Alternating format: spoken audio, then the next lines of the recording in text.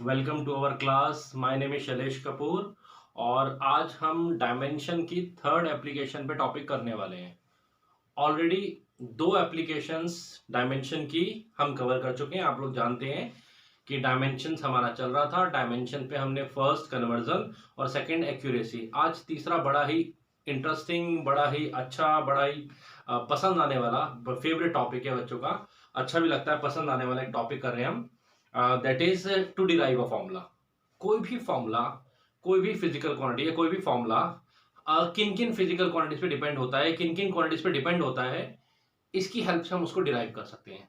अगर हमें ये पता लग जाए कि ये इस फॉर्मूला इन फिजिकल क्वांटिटीज पर या इन क्वांटिटीज पे डिपेंड कर रहा है, तो हम उसकी डायमेंशन की हेल्प से उसका फॉर्मूला डिराइव कर सकते हैं। आइए देखते हैं। लॉजिक फिर वही है, प्रिंसिपल ऑफ होमोजेनिटी का। हम जानते हैं कि अगर कोई क्वांटिटी मिलकर कोई फॉर्मूला बनाएंगी तो जिस चीज का फॉर्मूला होगा उसकी भी डायमेंशन सेम रहेंगी। ठीक है, क्वेश्चंस करते चलते हैं, आपको समझ में आता जाएगा। इतना मुश्किल टॉपिक है नहीं। ओके, तो अवर डायमेंशन पे आज हम जो कर रहे हैं that is to derive the formula. To derive the formula. Okay, किस कंसेप्ट से हम इसको निकालेंगे? Derive the formula using concept of dimensions. Dimensions की हेल्प से हम डिराइव करेंगे। और डायमेंशंस में भी हमारा मेन जो टॉपिक चल रहा है that is principal of homogeneity, जिसको हम यूज करते हैं। ओके, कैसे? एक क्वेश्चन देखते हैं। क्वेश्चन हमारा इस तरह से दिया जाता है, the time period of a simple pendulum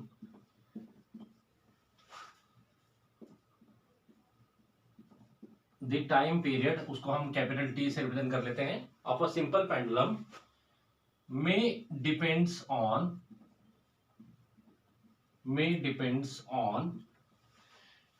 एक सिंपल पेंडुलम का टाइम पीरियड। अगर हम खुद भी सोचें, एक पेंडुलम ले लें, स्ट्रिंग से लटका दें और ऐसे से करें तो वो ऑसिलेट करना शुरू कर देगा। एक कंप्लीट ऑसिलेशन में जो टाइम लगता है उसको हम उसका टाइम पीरियड बोलते हैं। तो टाइम पीरियड किस पे डिपेंड करता होगा? अगर आप सोचेंगे तो आपको लगेगा सर वो जो मास नीचे लटक रहा है बॉब, उस पर डिपेंड करता होगा। Obviously string of the pendulum पे या उसकी लेंथ जो है उस पर। और ये जो वापस आ रहा है इसको कौन खींच रहा है? तो ग्रेविटी यहाँ पर अपना रोल प्ले कर रही है। इन फैक्टर्स पर लगता है और किसी फैक्टर पे जल्दी से हमें नहीं समझ आता कि डिपेंड करता है। तो इसके अकॉर्डिंग हमें क्वेश्चन दिया कि time period of a simple pendulum में डिपेंड्स ऑन, ऐसा लगता है, it may depend on the first factor is mass, that is m of the Bob जो अटैच्ड है उसके साथ में। सेकेंड, इट डिपेंड, ऐसा लगता है, इट में depends on the length of pendulum, let it be l, and it also seems that it depends on the acceleration due to gravity। अर्थ के रेफरेंस में हम बात कर रहे हैं। ओके, ऐसा लग रहा है इन फैक्टर्स पे डिपेंड कर रहा होगा। तो हमसे क्या पूछा जा रहा है? हमसे कहा जा रहा है इस क्वेश्चन में, ये क्वेश्चन को प्रेजेंट करने का तरीका इस तरह से आपसे पूछा जाता है, derive the expression for its time period. तो इसके टाइम पीरियड का आप एक्सप्रेशन निकालिए। क्वेश्चन नोट कर सकते हैं आप। इन फैक्टर्स पे टाइम पीरियड डिपेंड कर रहा है, हमें निकालना है यूजिंग डायमेंशंस। ओके, डायमेंशंस का यूज करते हुए हमें ये निकालना है। यहां कर लेते हैं। लॉजिक क्या है? प्रिंसिपल ऑफ होमोजेनिटी वो हम ऑलरेडी पढ़ चुके हैं। Like terms can be added from like terms, like can be subtracted from like terms. Equation अगर सेट है तो लेफ्ट हैंड साइड और राइट हैंड साइड पे जो जो टर्म्स हैं सबके सब जो है डायमेंशनली सेम होंगी। चलिए इसी लॉजिक पे करते हैं। तो जैसा हमें कहा जा रहा है क्वेश्चन में, टाइम पीरियड कुछ फैक्टर पे डिपेंड करते हैं। तो let us write, let time period of simple pendulum depends on the mass of the bob. अब ये जरूरी तो नहीं है कि मास की किस पावर 1 पे ही डिपेंड करेगा। It may depend on mass की कुछ पावर, इट में भी depend directly proportional to inversely, हमें तो नहीं पता। तो हम उस चीज के लिए यहाँ पर m raise to power a, it may depend on the some power, it may depend on the length l की power b and g raise to power c। ये तीन फैक्टर है जिस पर हमने माना इसको लेते डिपेंड करता है। तो टाइम पीरियड जैसा कि क्वेश्चन में कहा गया है मास, लेंथ और एक्सेलरेशन ड्यू टू ग्रेविटी और उन पर डिपेंड कर रहा है, हमने उनके सिंबल यूज करो, रेज टू पावर बता दी। देन बड़ा simple, so time period is equal to कुछ कांस्टेंट भी यहां हो सकता है, let us use some constant. Proportionality का साइन हटाते हैं तो हम एक कांस्टेंट यूज करते हैं, तो हम यहाँ के यूज करें, हमें पता नहीं है कांस्टेंट, बल्कि आई वुड से कि डायमेंशन का ये एक ड्रॉबैक है। क्या ड्रॉबैक है कि डायमेंशंस की हेल्प से हम कभी भी कांस्टेंट्स वैल्यू का पता नहीं लगा सकते, डायमेंशन उसके बारे में कोई इंफॉर्मेशन नहीं देता। ओके, चलिए मास को हम m की टर्म में एक्सप्रेस करते हैं, m raise to power a, l raise to power b and acceleration is lt minus 2 whole raise to power c। एक कांस्टेंट लगाया, ओके, और जिस डायमेंशन जो इनकी डायमेंशन है उसके टर्म में एक्सप्रेस कर दिया, डायमेंशन लिख दी, acceleration due to gravity is lt minus 2। Okay, this is time. Time को अगर हम पूरा डायमेंशन लिखें m0, l0 and t1, some constant k, m raise to power a, l raise to power b, l raise to power c and it will become t raise to power minus 2c। ठीक है, l raise to power c और t raise to power minus 2c multiply हो जाती है, base a में power को यहाँ add कर देते हैं, we can write l raise to power b plus c। Okay, अब क्या करेंगे, अब कुछ नहीं करना, हम जानते हैं कि हम एक इक्वेशन बना रहे हैं और लेफ्ट हैंड साइड और राइट हैंड साइड अगर इक्वल है, इक्वालिटी हम यूज कर रहे हैं, ये डिपेंड कर रहा है, तो ऑब्वियसली डायमेंशनली ये सेम होंगी, तो हम इक्वेट कर लेते हैं, equating the power on both side. अगर हम इक्वेट करेंगे, चलिए लिख देते हैं आपके लिए, equating the power of powers on both side, किन की पावर को इक्वेट करना है, जो जो सेम क्वांटिटीज है। तो लेट अस इक्वेट, यहाँ m की पावर a, m की पावर 0, बेस कैंसिल हुआ, a raise to power 0, here l की पावर b प्लस c, यहाँ 0 है तो we can write b plus c is equal to 0, यहाँ टाइम की वैल्यू है minus 2c is equal to 1, minus 2c is equal to 1, lt minus 2। ठीक है, तो c is equal to minus 1/2, यहाँ c पुट कर लेते हैं, तो b विल बिकम 1/2, a तो आपका ऑलरेडी 0 आ रहा है, a 0 आ रहा है, a किसकी पावर थी, a was the power of m, m की power a that is m की पावर 0, 0 का मतलब पावर 1, m हट गया, इट मींस यहां हमें जरूर कहा जा रहा था डिपेंड कर रहा है, बट मैंने अंडरलाइन भी किया था, इट मे डिपेंड्स, शायद ऐसा लग रहा है, बट एक्चुअली में डिपेंड नहीं कर रहा, मास ऑफ द बॉब पे डिपेंड नहीं कर रहा है। ये पेंडुलम में आप बॉब का मास थोड़ा छोटा रखें, ज्यादा रखें, टाइम पीरियड पे कोई फर्क नहीं पड़ेगा। इस जो वैल्यूज आई हैं इसको उठाकर इक्वेशन नंबर 1 सेकंड स्टेप पे डालेंगे, using this values in that step we'll get time period of a simple pendulum is equal to some constant k, m raised to power a, m raised to power a, sorry second step में यहां पर एक step और लिख लेते हैं dimension से पहले, that is t is equal to some constant m की पावर a, l की पावर b, g की पावर c, इसमें डाल लेना। ठीक है, डायमेंशन इसके नेक्स्ट स्टेप पे लिख लेंगे, तो हमारा उसी टर्म्स में आ जाएगा जो सिंबल्स हमें गिवन है। तो m की पावर a दैट इज 0 छोड़ देते हैं, l की पावर b, l की पावर b मतलब l की पावर 1/2 एंड g की पावर c, पहले यहां लिख लेते हैं, g की power c that is minus 1/2। Okay, 1/2 का मतलब क्या होता है, √2, और माइनस 1/2 का मतलब है √2 है, बट वो डिनोमिनेटर में जाएगा, तो finally time period will become k l upon में g, और जब आगे आप पढ़ेंगे तो आप समझ में आ जाएगा k की वैल्यू 2, आपको नहीं पता तो आप k में छोड़ सकते हैं, बट जैसे जैसे हम आगे बढ़ेंगे हम समझ जाएंगे k 2π होता है, तो this is the formula of time period. आप यहां तक एग्जाम में अभी इतनी नॉलेज से छोड़ सकते हैं, k is equal to √l/g।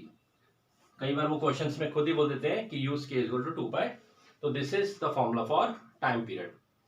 अगर हमें ये फैक्टर्स पता है किन पे डिपेंड कर रहा है, तो we can easily find out the formula. Logic क्या है, डायमेंशनली सब टर्म सेम होती है, principle of homogeneity of dimension हम लगा रहे हैं। नोट कीजिए, एक और क्वेश्चन करते हैं।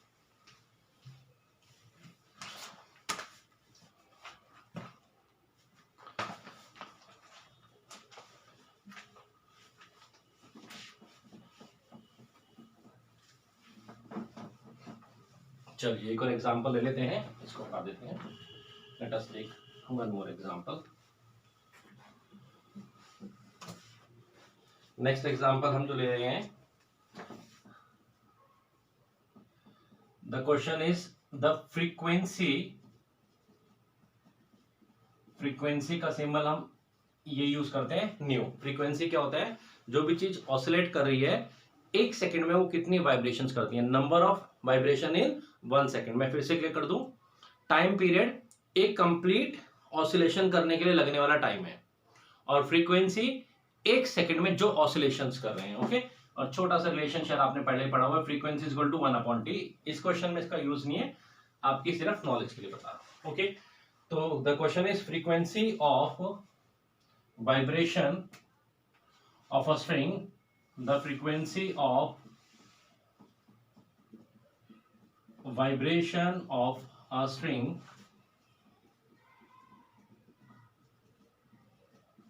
may depends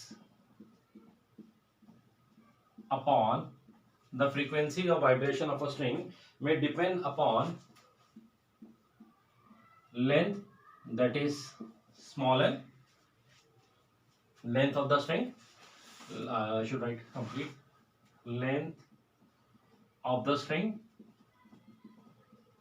It depend tension, tension is nothing, that is force, tension T in the string, and third term is mass per unit length, mass per unit length। ये टर्म थोड़ी ध्यान देने वाली है, mass per unit लेंथ, और इसका symbol क्या दिया जा रहा है, small m। Okay, per unit length m of the string, of the string. Again आपसे क्या क्वेश्चन पूछा जा रहा है, derive the formula for frequency using the concept of dimension, derive the formula for frequency. ठीक है, you need to derive the formula for expression for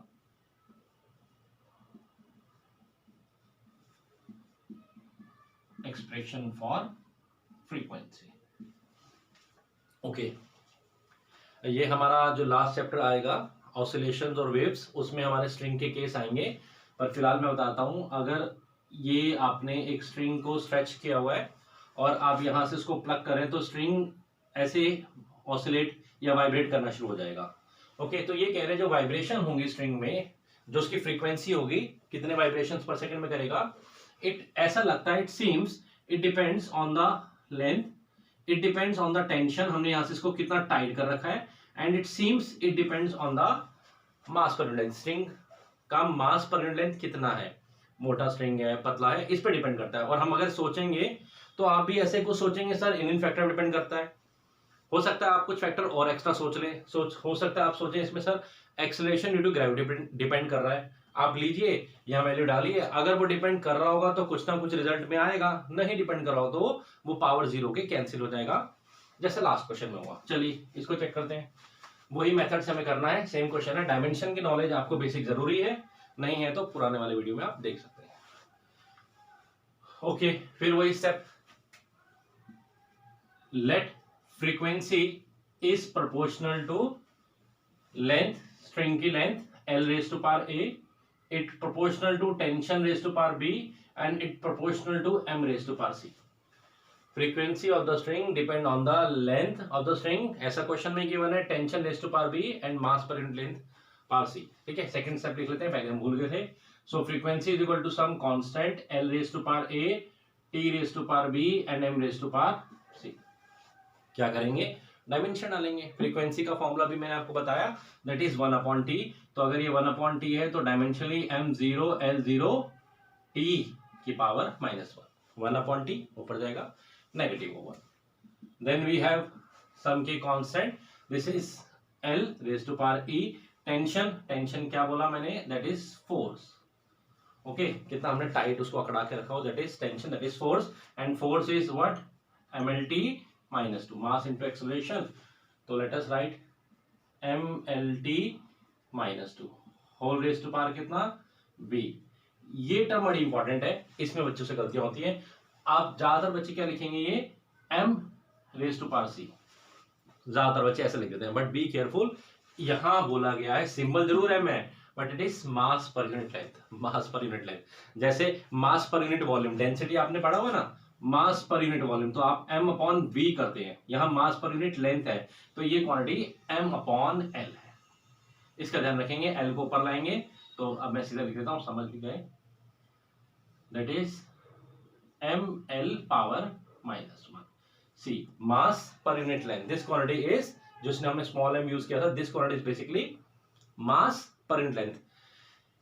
पूरी length में एक यूनिट लेंथ पर कितना मास डिस्ट्रीब्यूटेड है वो हम बात कर रहे हैं। ओके, अब तो आप समझ गए, क्वेश्चंस हम सॉल्व करते हैं। लेफ्ट हैंड साइड तो ऑलरेडी सिंप्लीफाइड है, m0 L0 t-1, this is k, यहां पर m की पावर b हो जाएगा, m की पावर c हो जाएगा, तो we can write m raise to power b plus c, then we have l की पावर यहां पर a प्लस b, इधर से l की पावर -c, चेक कर लो, l की power l raise to power a, फ्लैक्शन आ रहा है, l raise to power a, l की पावर a हो गया, यहाँ l की पावर b और l की power -c, and t raise to power -2b, t raise to power -2b। Okay, सबको अलग अलग कर लिया ताकि हम कंपेयर कर पाए।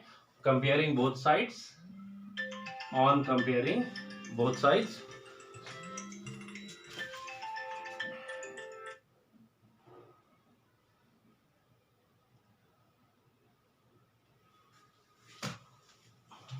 so on comparing both sides, what would we get on comparing both side?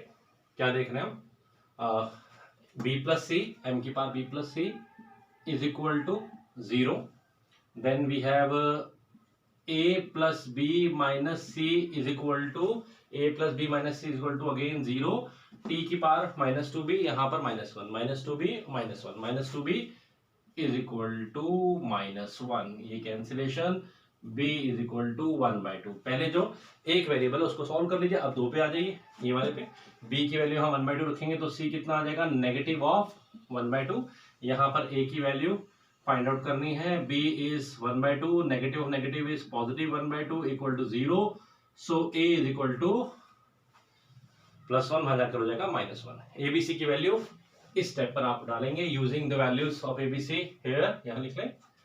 So finally we get frequency is equal to some constant, length की पावर a, पावर -1 है, इट मींस लेंथ डिनोमिनेटर में आएगा, power -1 है, last time under root में थी 1/2, यहाँ सिर्फ -1 है।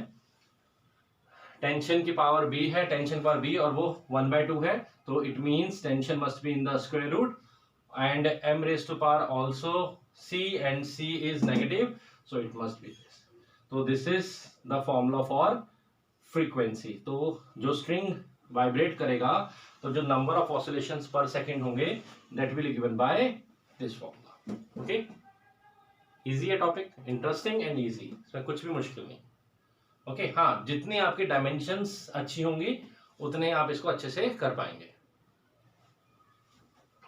लॉट ऑफ क्वेश्चंस इस पे हम बना सकते हैं और काफी एग्जामिनेशन पॉइंट ऑफ व्यू से काफी इंपॉर्टेंट है, इस पर क्वेश्चंस पूछे जाते हैं, आपके सीबीएसई में काफी क्वेश्चन पूछे जाते हैं, कॉम्पिटिटिव में भी काफी क्वेश्चन आते हैं, नोट कीजिए, नोट कीजिए।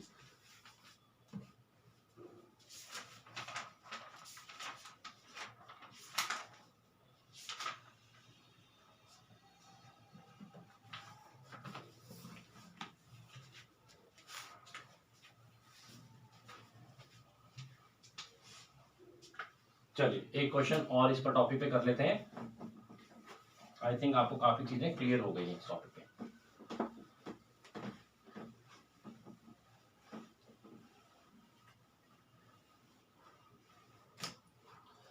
Next question is,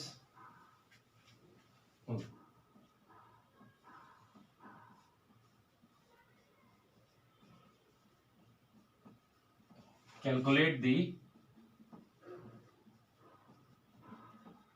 dimensions of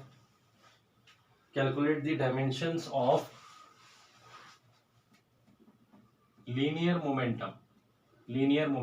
याद है, लीनियर मोमेंटम लीनियर और एंगुलर हम आगे वाले चैप्टर्स में पढ़ेंगे सिस्टम ऑफ पार्टिकल में। Linear momentum is what, product of mass and velocity, mass और वेलोसिटी। अगर बॉल है उसके पास मास है, आपने उसको थ्रो किया तो it carries a momentum, linear momentum. तो जिस भी पार्टिकल के पास मास है और वो मूव कर रहा है, तो मास और वो मूव कर रहा है, उसके बाद वेलोसिटी है, तो that is momentum, that is mass into velocity. तो the linear momentum, calculate the dimension of linear momentum in terms of velocity v, density, the symbol is rho, and frequency,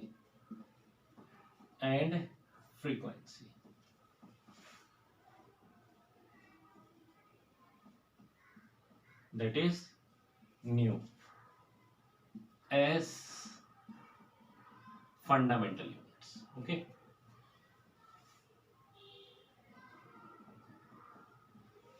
calculate the dimensions of this physical quantity. Normally अभी जो question था वो उसकी language इस तरह से थी कि momentum depends on this thing, अभी भी वही है, अभी भी कह रहे हैं कि डायमेंशन मोमेंटम के निकालिए इस टर्म्स में.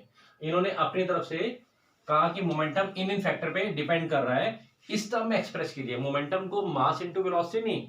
डायमेंशंस क्या होता है, डायमेंशंस क्या होता है कि वो फंडामेंटल क्वांटिटीज की पावर जिसमें हम किसी क्वांटिटी को एक्सप्रेस कर सकते हैं. Dimensions are the power of a quantity in which it can be expressed, of the power of fundamental quantities. Okay, तो अब हमें ये कहा जा रहा है कि लीनियर मोमेंटम को आप इस टर्म में एक्सप्रेस कीजिए, किसकी, वेलोसिटी की, डेंसिटी की, फ्रीक्वेंसी की. लैंग्वेज थोड़ा सा बदल दिया, क्वेश्चन वही है, क्या प्रॉब्लम है.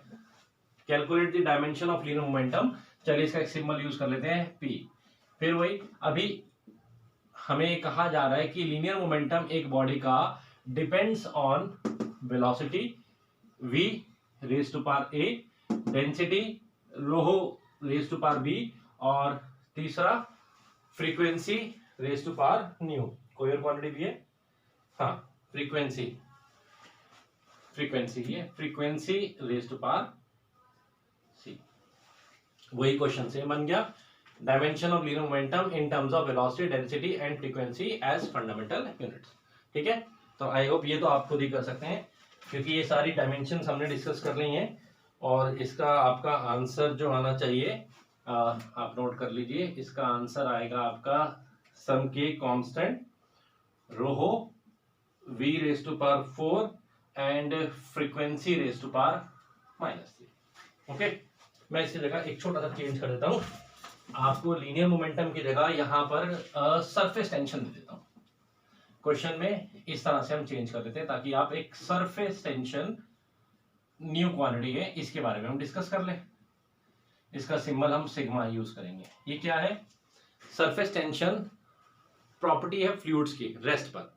इट इज द हाइड्रोस्टैटिक्स में हम पढ़ेंगे फ्लूइड एट रेस्ट कैसे बिहेव करते हैं, ऐसे बिहेव करते हैं. उनके सरफेस की बात करें, सरफेस के मॉलिक्यूल ऐसे बिहेव करते हैं जैसे वो टेंशन में हो, स्ट्रेच में हो, खिंचे हुए, ऐसे खिंचाव महसूस करते हैं. आपने भी बहुत बार एक्सपीरियंस किया होगा, पानी की बूंद टेबल पे गिर जाती है, हम खेलने के लिए उसको दबाते हैं, हाथ हटाते हैं, वो नीचे जाती है, ऊपर आती है, नीचे जाती है, ऊपर आती है, उसमें एक खिंचाव सा हम फील करते हैं, उसी को हम सरफेस टेंशन कह रहे हैं. ओके, लिक्विड एट रेस्ट की प्रॉपर्टी होती है, तो सरफेस टेंशन की टर्म में कर लेते हैं, हम एक डायमेंशन भी सीख जाएंगे. तो सरफेस टेंशन, तो क्वेश्चन तो बाकी फैक्टर तो सेम ही है. तो अब हमारा क्वेश्चन सरफेस टेंशन सिग्मा, इसका सिंबल यूज करते हैं, वेलोसिटी की पावर a, डेंसिटी की पावर b और फ्रीक्वेंसी की पावर c इन फैक्टर्स पे डिपेंड कर रहा है. ओके, ये सरफेस टेंशन क्या है, सरफेस टेंशन कैसे कैलकुलेट होता है, that is force per unit line. Liquid के सरफेस पे हम एक इमेजिनरी लाइन खींच लेते हैं, वो इमेजिनरी लाइन के जो मॉलिक्यूल दोनों तरफ के हैं वो कितना फोर्स लगा रहे हैं, और ये लेंथ से हम डिवाइड करेंगे, दैट इज सरफेस टेंशन. अभी आप फॉर्मूला याद कर लीजिए, that is force per unit line. तो सिग्मा, पहले सेकंड स्टेप लिख लेते हैं. सो सिग्मा डायमेंशन बाद में लिखेंगे, some constant velocity raise to power a, density raise to power b and frequency raise to power c. Velocity raise to power a, density raise to power b, frequency raise to power c. Surface tension that is force per unit length. Force आप अच्छी तरह से पहचान गए हैं, आप mlt -2 upon में a कैल भी है, l कैंसिल हो गया, तो mt -2. Then this is velocity. Velocity is displacement upon time. LT -1 whole raised to power b. Density is mass upon volume, mass per unit volume is m. L raised to power minus 3 power b. And then we have frequency number of oscillations per second, बार बताया, that is 1 upon t मतलब t raised to power minus 1 whole power c. Okay ठीक है, वही चल रहा question. आप यहां लिखना चाहें तो l को लिख लो, क्योंकि आप कंपेयर में हेल्प में ये m1 l0 t minus 2 k. पहले m लिख लेते हैं, m की power b, l raised to power a, l raised to power minus 3b. So l raised to power a minus 3b. Then we have t raised to power minus a minus c. कोई गलती हो जाए तो आप बता देना, कैसे बताएंगे कोई बात नहीं, बाद में बता देना, ठीक है. तो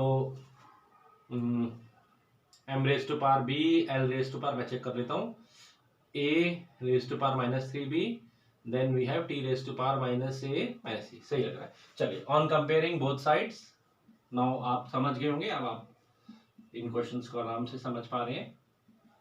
कहाँ फंसेंगे मैं आपको फिर बता रहा हूँ, या तो आप उसकी लैंग्वेज फंसेंगे, या आपको कोई ऐसी नई क्वांटिटी उठा के देगा जहां पर डायमेंशंस में आप कंफ्यूज होंगे. तो टॉपिक ही डायमेंशन का चल रहा है, तो you must need to be practice dimensions. जितनी ज्यादा डायमेंशंस आप याद कर सकते हैं करते जाइए. वो कैसे होंगी, द मोर यू प्रैक्टिस. जैसे जैसे आप नए क्वेश्चंस करेंगे, तो जैसे हम पिछले क्वेश्चन में हम मोमेंटम था, तो मोमेंटम की डायमेंशन हमने याद कर ली, फिर याद ध्यान भी रखा. सरफेस टेंशन आ गया तो सरफेस टेंशन के भी. तो मोर आप जितना प्रैक्टिस करेंगे, अलग अलग क्वेश्चंस आपको नए नए डायमेंशंस मिलते जाएंगे. वैसे मैं आपको पहले बता चुका हूँ, पूरे 11th और पूरे 12th में आप सीखते जाएंगे डायमेंशंस को. Okay, on comparing both sides, चलिए कंपेयर करते हैं. m की पावर b है, इधर 1 है, so b is equal to 1. l की power a minus 3b is equal to 0, और b की वैल्यू 1 अगर हम यहाँ पुट कर दें तो a विल बिकम 3. ठीक है, और t that is minus a minus c is equal to minus 2, और a की वैल्यू कितनी आ गई है, यहाँ पर 3 आ गया, तो minus 3 minus c is equal to minus 2. So minus 3 को यहाँ आने देते हैं, plus 2 is equal to c, and c is negative of 1. c negative of 1 आ गया. क्या करें, a b c की वैल्यूज मिल गई हैं, put here in the first equation. इसलिए एक हैबिट बनाओ, सेकंड स्टेप को इक्वेशन नंबर 1 लिख लिया करो, putting the values of here a b c. तो sigma is equal to some constant into velocity raise to power a, that is 3, और density raise to power b, density यानी कि rho raise to power b is 1 upon frequency raise to power c, that is negative of 1. तो denominator में जाना है. तो this is the formula for surface tension, या this is the expression of surface tension is in terms of this. वैसे अगर मैं आपसे सरफेस टेंशन की डायमेंशन पूछूं, तो देखिए आप सरफेस टेंशन की डायमेंशन फोर्स अपॉन लेंथ देने वाले हैं. फोर्स क्या है, mlt माइनस 2, भी हमने लिखा, b और l cancel, mt minus 2. Dimension तो ये है, हम यहाँ डायमेंशन की बात नहीं कर रहे, हम कह रहे हैं नहीं सरफेस टेंशन को आप इस टर्म्स में एक्सप्रेस कीजिए. ओके, नोट कीजिए, आंसर चेक कर देते हैं. ठीक है, perfect, answer is correct. Okay okay, तो आई होप कि मैंने आपको जो टॉपिक समझाने की कोशिश की है, मेरा मैसेज आप तक चला गया होगा. ठीक है, ये जस्ट कुछ एग्जांपल्स हमने पिक करे हैं सिर्फ आपको समझाने के लिए. मैं बार बार जैसे आपसे कहता हूँ, आपको वैरायटी ऑफ क्वेश्चंस खुद ट्राई करने पड़ेंगे, देखने पड़ेंगे नए नए एग्जांपल्स, और उनके हिसाब से आपको प्रैक्टिस करनी पड़ेगी. More you practice the more perfection will be there. Okay, practice और परफेक्शन पीपी दोनों वर्ड्स हैं, तो जितना प्रैक्टिस करेंगे परफेक्शन की तरफ आप बढ़ेंगे. ओके, ठीक है, तो आज के लिए हम इतना ही करते हैं. ये हमारा टॉपिक यहाँ पर क्लोज कर रहे हैं.